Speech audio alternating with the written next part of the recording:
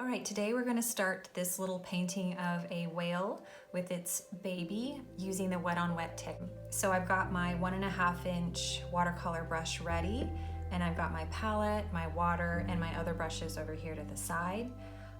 So the first thing we're going to do is we're going to prep our palette. Now I've set up my palette with tubes of watercolor paint, and when you do that, you just let them dry. Then you need to reactivate them, and it's very easy to do that. All you gotta do is take a little spray bottle and just lightly spray your paints. I got a little bit of water on my paper, but that is not going to matter. You'll see why in a moment. Please don't flood your palette. You don't need it to be a swamp. You just need the water to just kind of touch the surface. It's gonna just start reactivating the paint so that it's easier to get back onto your brush. And that's all you need to do. So I'm going to take my large wash brush and I'm going to wet it in my water. And I'm going to wet the whole paper today. Now with wet on wet, it's wet paper, wet paint. And one thing to remember about watercolor is that it loves water. So wherever there's water, the watercolor pigment will go.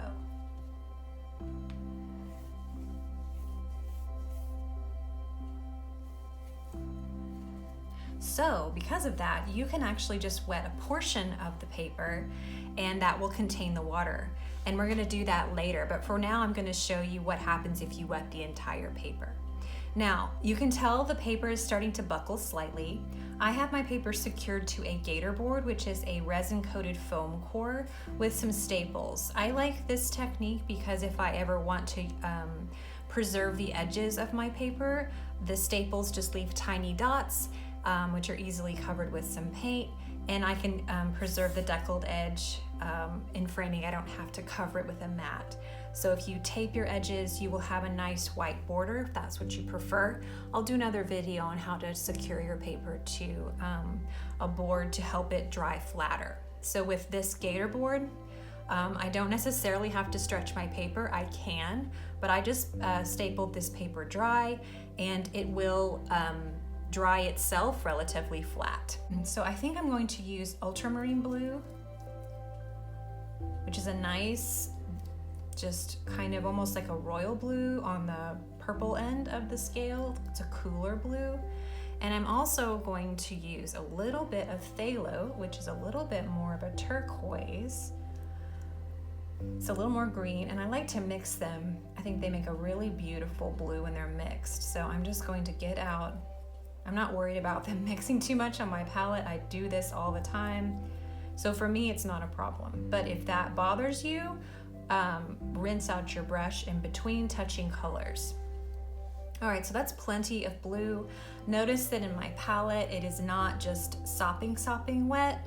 There's some moisture, but I don't need this entire color flooded. I don't need a lot of water added to it.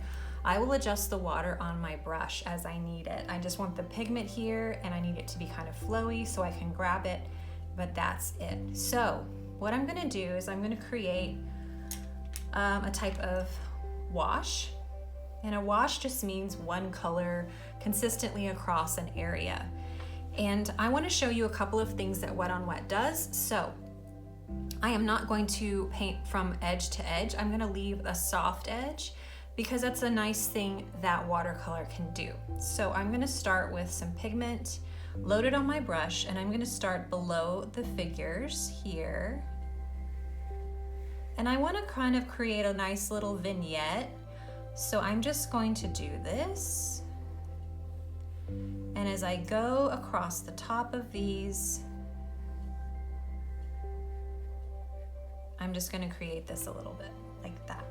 Now I'm going to lift my page and let the watercolor move using gravity.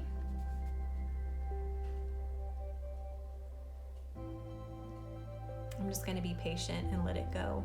It creates a nice texture right now. Sometimes it does that, sometimes it doesn't. That's one thing that's nice about watercolor is it's capricious. So Especially with wet on wet, you just kind of have to deal with whatever happens. If you are a little bit of a control freak like me, sometimes it's a little frustrating, but it can be a good exercise in letting go. So actually, I really kind of like the texture that's happening here, so I'm just gonna stop it. I'm gonna put this down. I like the soft edges around the figures. Like I said, it's creating a vignette. So that's one thing with wet on wet is you get these feathery edges. Now, because it's wet on wet, the watercolor pigment will continue to move on the page until the paper is completely dry. So I really don't know exactly how this is going to look when it's done. While this is still wet, I'm gonna take a Viva paper towel, and I've just torn it so it's smaller.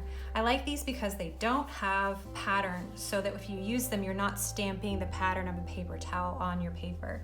Now I'm gonna try and lift off some of this pigment a little bit, just to give myself some wiggle room after it dries to do some detail work. So I'm gonna lift off on the whale belly, which is usually pretty white.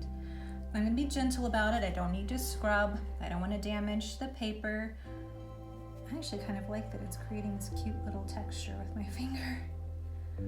Aw, it's cute. Just a little bit there. I'm gonna move my finger. I'm gonna pick a smaller finger for the baby and see if that helps a little bit, although my pinky's a little awkward. This little spot where I lifted off a little bit too much white right there, I am not going to touch that. If I touch this area while it is still drying with anything with water, I'm gonna get a bloom. And I don't really want a bloom right now. I really love this soft gradation that I've created. I actually love this texture here for this piece. Right now on this piece, I'm going to stop and let it dry, and we'll come back when it's dry and I will continue to work on this.